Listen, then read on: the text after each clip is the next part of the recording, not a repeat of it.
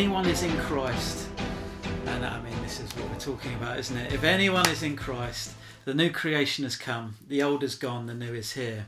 All this is from God, who reconciled us to himself through Christ and gave us the ministry of reconciliation, that God was reconciling the world to himself in Christ, not counting people's sins against them, and he has committed to us the message of reconciliation. We are therefore Christ's ambassadors, as though God were making his appeal through us. We implore you on Christ's behalf, be reconciled to God. God made him who had no sin to be sin for us, so that in him we might become the righteousness of God. As God's co-workers, we urge you not to receive God's grace in vain, for he says, in the time of my favour I heard you, and in the day of salvation I helped you. I tell you, now is the time of God's favour. Now is the day of salvation. So I want to grab 5 big points from this, which is what Paul is saying.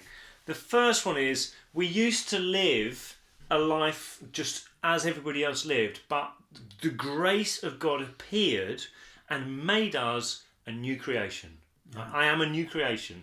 We talked about this a lot before, haven't we? The invasion of love. That's it. So that has invaded, and it's not just soothed me, it's fundamentally made me a new being. That's point number 1. I'm a new person, defined now by this kingdom, this grace. The second thing is that because I'm now a new creation, born, as Jesus said, from above, born of the Spirit, that now defines who I am. I'm no longer defined by what my parents named me, or what society says about me, or what I find deep inside myself. What defines me now is the grace that appeared to me in Jesus. Point number 2. That new creation identity is one of deep intimacy with God. God has what he did in new creation, he brought the world and people back to himself. He, in the vision of Revelation, which hasn't probably been given to John at the time Paul's writing this, but would have still been very much present as a concept of the early church, was that what was coming in the future was God being all in all. Like the transcendence of God everywhere. We are so close to him. And so that's the third thing. Creation identity is one of intimacy with God and collaboration with God, which takes you back to Eden.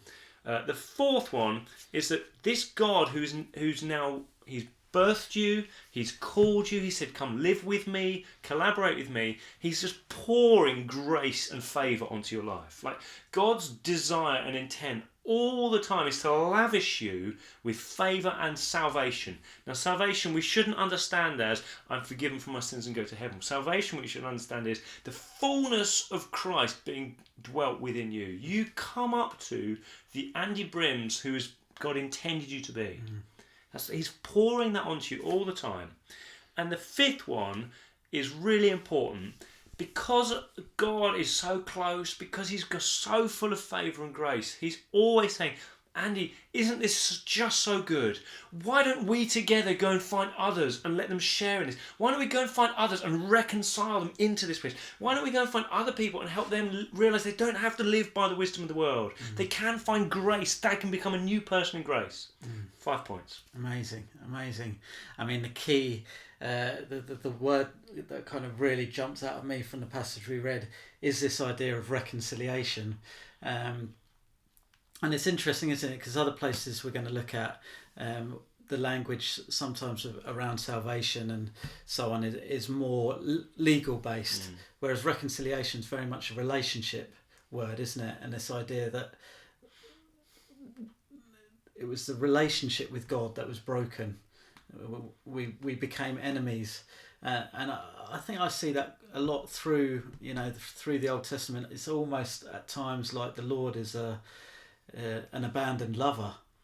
We see that through some of the prophets, and this language of let's come back, let's be reconciled, and all that means. It's really powerful. It is powerful. It's absolutely powerful, and I think what that does is it lands us quite neatly onto this question we've kept coming back on through the Corinthian letters: is the Christian life a better life, a happier life, a freer life, a more wonderful life than a life of a non-Christian? Yeah. Like, if you become a Christian, will your life become better? Yeah. And that's the question we keep coming back to. And Paul's fundamental answer to that question is yes, absolutely yes. Yeah. You are now brought back to your Maker, the one who loved you for all eternity. He formed you. He knows who you are. He wants to lavish his grace and his goodness onto you. He's drawing you constantly towards himself. Like, that is the pinnacle of a great life. Yeah. And it's not just a moment, it's forever. It's like having the greatest coach, the greatest father, the greatest mentor, the greatest friend, the greatest mother, the greatest comedian. All of these great things all alongside you all the time. Yeah. So fundamentally, yes. But also there's another dimension to this yes answer. Because what Paul says is that with God right now I have this abundantly great life, but I co-labour with God in what he desires to happen on the earth. And so I intentionally step from what could feel like, this is what a wonderful life I have. And you meet Christians, you meet churches, like all they want to do is gather together and they just want to worship and give prophetic words and pray for each other, and that's it. They just do that all over and over and again. Isn't that wonderful? I mean, it's brilliant. I love those. I love those meetings. But God in those meetings is continually saying to them, and will you co-labour with me? Will you go into the world and bring the reconciliation that you're receiving into that space? And the reason why people often don't want to do that is because as soon as you say yes to doing that, what you're doing is you're stepping into a battlefield. And Paul over and over again in these chapters talks about Satan, demonic powers, and he talks about suffering and being misunderstood. And so what he basically communicates is, yes, life is so much better with God, but if you co-labour with God in trying to reconcile people to himself, you will get hit because you're stepping into a battlefield. Yeah. It's very interesting. I mean, it's nuanced, isn't it? It's not. It's holding both those things together, isn't it? It's absolutely incredible. It's the treasure hidden in the field. Of course, you'd sell everything you've got to get hold of this. Like, what else is there? Absolutely amazing. And it's the language of the battlefield. I mean, I think we get in these chapters. Paul listing his sufferings, don't we? Which is quite a good list. So quickly, just to give us a bit of a grid for what three things look like. I think there's three. You might be able to tell me more. I think first of all, what Paul basically says, in this age, which he calls an age that is ultimately the king of this age, the god of this age, is Satan. There's something wrong with this world. There's lots of beauty and lots of goodness. There's something wrong with this world. So every single human being on this planet suffers in some way. You can't escape it. It might be relational. It might be you get hit by a bus. It might be there's an earthquake. It might be that something in your body starts to break. It might be psychologically. But that's what happens to all human beings on this earth. And God pours grace to human beings to bring comfort and healing. But what Paul never says is that just takes you out of the reality of living in this age. And we'll hear about some of this in a minute. Shipwreck. Yeah. The second source of the hits, the kind of struggle you have, is that Paul and all, hopefully, of the people who he's discipling, which would be us, are now living a type of life that doesn't quite fit into the way of the world. So think about it. If you go into a prison cell, and everybody in the prison cell has to kind of project a certain image of themselves in order to survive in that prison cell. Not that I've been in a prison cell, but you see it in the movies. Yeah. I have to come across like, don't mess with me. Yeah. If you mess with me, you'll get it. And that's what you have to do to survive. If you don't do that, you'll probably get shanked, or whatever you call it. And what Paul basically says is, we live in a world where you have to act in a certain way to survive and do well on the world's terms. But we intentionally now live as if we're no longer in a prison cell, but as if we're living free and we're living in a home of our own. And so we come and we treat people with love. And some phrases he used, I open my heart wide to you. Yeah. Open my heart wide to you. Yeah. So that is something that you don't do to people. You protect yourself. You like, these guys might reject me. I don't know how they feel about me yet. So I'm going to just kind of play it close to my chest. But he's like, no. What we do is we open up wide our hearts to people as a kickoff. And what that means is you get lots of rejection. You get lots of hurt. That's a hit that you take in this world because you live as if you're in the new world, but you're still in the old world. Yeah.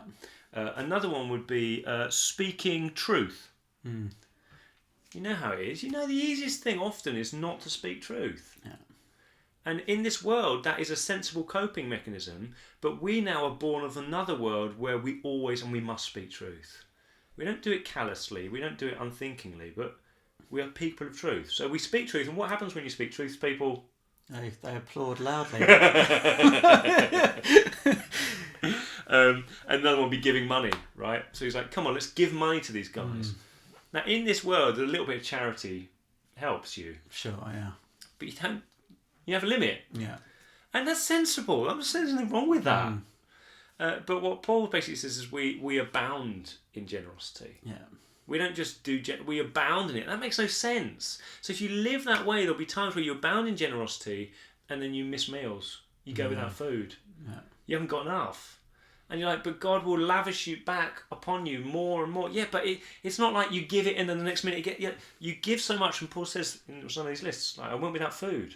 I was hungry. I couldn't have any drink. I was mistreated. Why? Because he'd just given so much. And those guys didn't give him back. Yeah. They said, go away. Yeah. And so you then spend a week or so short. But in the end, the Lord restores. Does that make sense? Yeah, absolutely. And the third one, which we won't talk about today, but it is just this massive spiritual battle. So Paul fundamentally believed that there was an angel, or a group of angels, who claimed the earth as their own. And their intent was to turn everybody on the earth into then basically worshipping them, doing their bidding. And he calls them the powers, the evil powers that rule this age, or Satan. And what happens is when you start coming and undermining their lead, it's like you walking into a company and start saying to everybody, hey, don't listen to the boss of this company. Instead, there's a new boss coming and why don't just start doing what he says. Yeah. Now, not many bosses will tolerate that. They'll be like, what, get security, get them out of here. And that's what we experience if we try and live a life out of grace rather than wisdom of the world. Spiritual powers will come against you and they'll attack you. Yeah. So we've got this amazing treasure, but that doesn't give us an invincibility cloak from just the standard suffering everybody goes through. It doesn't make us immune. Yeah. And then on top of that, we live in a more vulnerable way. Open ourselves up financially, in our words, in our hearts, which means we get even more bumps and bruises. And then we're also in a dogfight, basically, with pretty vicious, malevolent powers. So no wonder this life sometimes feels quite hard. Yeah. But I mean, I don't know if you're going to read that passage, but one of those passages that Paul describes it, and then you just think, he describes all this stuff, and then what's his conclusion out of all of it? Yeah, well, let's read this. He says... he's comparing himself to the so-called super apostles. This is chapter 11. He says, I've worked harder, been in prison more frequently, been flogged more severely, and been exposed to death again and again. 5 times I received from the Jews the 40 lashes -1. 3 times I was beaten with rods. Once I was pelted with stones. 3 times I was shipwrecked. I spent a night and a day in the open sea. I've been constantly on the move. I've been in danger from rivers, in danger from bandits, in danger from my fellow Jews, in danger from Gentiles, in danger in the city, in danger in the country, in danger at sea, and in danger from false believers. I've laboured and toiled and have often gone without sleep. I've known hunger and thirst and have gone without food. I've been cold and naked. Besides everything else, I face daily the pressure of my concern for all the churches. Who is weak and I do not feel weak? Who is led into sin and I do not inwardly burn? So that's the whole list of... You'd think like, oh, right, we just give up, right? It's a bad news story. It's a bad news story. Yeah. But am I not right then? He goes on, he says, if I must boast, I will boast of the things that show my weakness. The God and Father of the Lord Jesus, who is to be praised forever, knows that I'm not lying. And then he goes on to talk about the revelation that he received. And again, he uses this line, therefore I will boast all the more gladly about my weaknesses, so that Christ's power may rest on me. That is why, for Christ's sake, I delight in weaknesses, in insults, in hardships, in persecutions, in difficulties. For when I am weak, then I am strong. Yeah. I don't really know what to say off the back of that. It's just the staggering understanding he had that this kingdom is so good, so present, so full of power at exactly the same time as it's leading him into all this danger and all this trouble. All this weakness, I mean, it's again and again on this New Testament journey, we see those that really live the life of the kingdom. Well, it's the way of the cross, isn't it? Jesus walked this way and he came across the normal sufferings of life. More than anybody, he opened his heart wide and suffered the effects of living vulnerably, and he was the one absolutely gone for by the principalities and the powers to the point of crucifixion and death. And others following his training, Peter, James, John, and we see in the life of Paul these people who walk in that way suffer the same fate. So how do you think they kept on doing it? And if somebody's watching this and they're like, yeah, okay, I get the reality of I understand the logic, but when I wake up on a Wednesday morning and all day long I've been roasted by this person, he's just gone at me, he's shouted at me, he said some horrible things to me, and it just makes me want to give up. What? Yeah, I mean, the line that comes to mind when we're talking about these things is, I may have mentioned it once before on here, for me this is very much a truth that comforts the disturbed and disturbs the comfortable. I think these examples, this truth, this way, it does disturb the nice charismatic meeting where we're just basking in the love of God and says, come on guys, like the love of Christ compels us to go try and reconcile the world, and as we do that we'll be walking in suffering. There is a disturbance. I'm disturbed by it. Like, I live a pretty comfortable 21st century Western life. You wear your helmet when you're on your bike. I wear my helmet when I'm on the bike. Because you're on the danger on the road. Exactly, with my high-vis jacket so that nobody comes anywhere near me. And, I keep my relationship so that, I don't have to have much to do with anybody who might come into the category of enemy. And this disturbs me. It's like, am I opening my heart wide enough? Am I, giving in the way that I've been given to? Am I speaking truth, even when it's not easy to do so? And there's a disturbance for me, but there is also great comfort of we do not have a high priest who can't sympathise with our weakness, but we have one who was tempted in every way like we are in terms of the sin struggle, but also in terms of the rejection, and also in terms of facing these spiritual powers. I always take comfort in, gosh, I'm not the first person to have woken up on the Wednesday morning and felt like this. Like, this is well within the range of normal Christian experience. That helps me quite a lot. And then this guy, how did he do this? I think part of it, at least part of it, is he was living a bigger story. Like, his story wasn't just I'm floating about in the sea for the 20th hour in a row. It's just awful. His story was, I've been commissioned by Christ, who came to me on the road to Damascus, changed my life. The one who rose from the dead has invaded into this world. I'm trying to get from one place to another place, and the powers have hit me, but we're on mission. we go. We'll keep swimming wherever we need to get to, because it's not just that I'm shipwrecked today. It's that something much, much bigger is going on that I'm playing my little part in, and I trust that he'll take my meagre effort, and again, it will have impact beyond what I could expect. Yeah. And I think, would you think that, from my experience, and maybe from what Paul says here as well, in those moments, a tiny little act or effort towards obedience does see the power of God come in. Yeah. So many examples of that from my life, but I remember when several times, if you haven't got kids, maybe you can think of somebody you really care about, and you suddenly find out, oh my goodness, they're sick. And we had that with one of our kids in particular, and it's like the worst thing. It's the worst thing. And you go, he's been rushed hospital in an ambulance, and I was told Leslie had been with him, hadn't been breathing for quite a while. You're like, this is just the worst thing. And then you're like consumed by the emotions. There's a whole range of things going on, but there's a moment of clarity that comes. You're like, but what do I do here?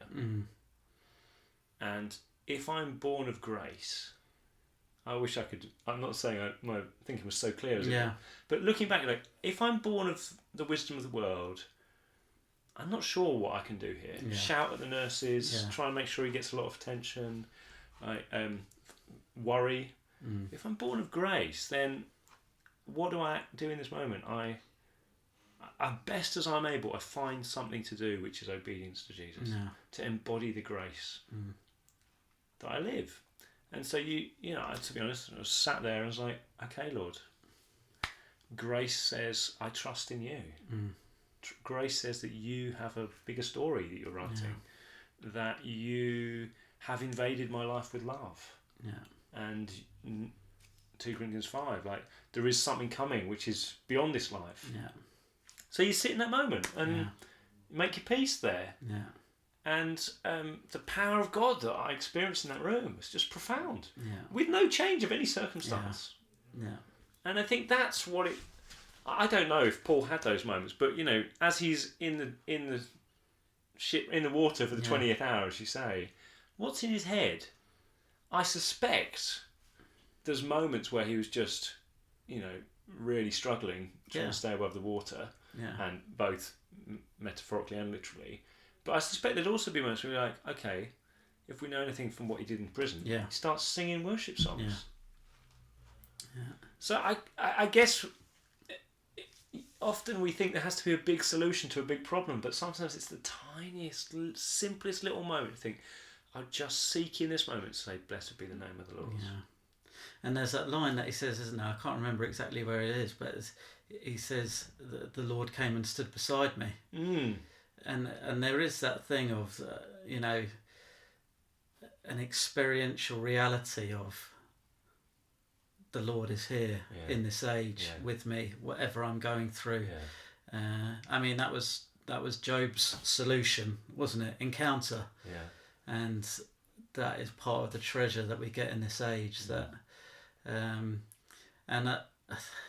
It does seem to be the experience of the saints that the lower they go and the darker it gets, the sweeter the presence of Jesus becomes. I guess all I'd say is as long as they continue. Because Paul says, don't let the grace that you've received be in vain. So you can, of course, go into, and there's quite a few pastors in the world at the moment, probably are, in that place, you're like, just keep your eyes on the grace. Don't receive it all in vain. At the end of it, don't turn it all into bitterness. Don't turn it all into, why did this happen? Or why did this person, it's that person's fault. Don't do that. Just turn it into an effort, a meagre and weak effort at obedience to Jesus, to live out a life defined by his grace. And let the Lord show his power. Or not, as it takes his fancy. We'll see those Hebrews of the faith at the end of heroes of the faith at the end of Hebrews, won't we? And Yeah. Some will be chopped in two and some will escape. That's all we've got in this life, isn't it? So I hope that's helpful. Yeah. I don't know if we've got time for it, but did you want to talk a little bit about the giving? Because he does pitch in with the money to the Corinthians, doesn't he? He does, and I think we can place that within this grand story that we've been telling. Sort of, to live out of grace is, and this is uncomfortable probably, but it's for you to give beyond what you think is generous. So money comes in and you're like, okay, I'm going to give. Do you know what? I feel like I should be generous. Okay, I'll give generously. And then Paul's like, well, if you really understand grace, what you will do is you'll give more than what is generous. It's uncomfortable, but it leans you into, okay, well, either this is God's real, and so he'll repay to me more somehow in some way than I've given, and he'll make up all the shortfall that I'm going to have, or he's not real. And then I might as well just forget about all the giving I do and just go live according to the wisdom of the world. Yeah. So that's what chapters 8 and 9 are about. I suppose it's interesting because he could have pushed them on anything, and it was one of the things that he's like, okay, again, locker room talk, like guys, kind of think of the kind of Roy Keane type figure. Yeah. Guys, if we're going to do this, this is what it means. Get your wallets out. We're going to help these Macedonians because this is what it means to live in the new age. And if we're not doing this, it's not happening. Well, I think there probably is a bit more to it than just giving, because I know this is the classic talk. I mean, we use this in our Sunday giving, and we try and use it as it should be used. I hope we do, but you can sometimes hear this, therefore give to my ministry. What Paul's actually doing is he's taking a church that feels it's very sophisticated and is above all normal Christians. And what he says to them is like, these guys in Macedonia are better than you because they're super poor and they're giving anyway. Yeah. And these guys in Jerusalem are super poor, and actually you owe them your faith because it all started there. So what you should do is, if you've got anything that's rich, if you've got anything that's superior, take that and sow it, like those guys did, into the community, the wider community of faith. So what he's doing is working against individualism. Yeah. He's basically saying anything good you've got is not for you, it's for the church. He's working into the idea of weakness, loving the weak, caring for the weak. He's working into the idea that it's not just about where you are. There's something God's doing in other parts of the world that are actually far better than anything that's going on with you. Yeah. And so he's undercutting the arrogance and pride through the method of giving. Now, that doesn't mean that there's any less power in the call to give. Yeah. Because God wants to do that with all of us. Yeah. But there's something, I think that's why he gives it 2 chapters in this book. Yeah. Fascinating. Yeah. Fascinating. Yeah.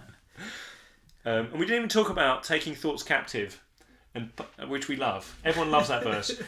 Chapter 10, verse 6 was just one of those little moments which I quite enjoy these because, how many preachers have you been in where they say, take every thought captive? Yeah. And they cut off the end of that sentence. So this is what it actually says. 2 Corinthians 10, verse 3.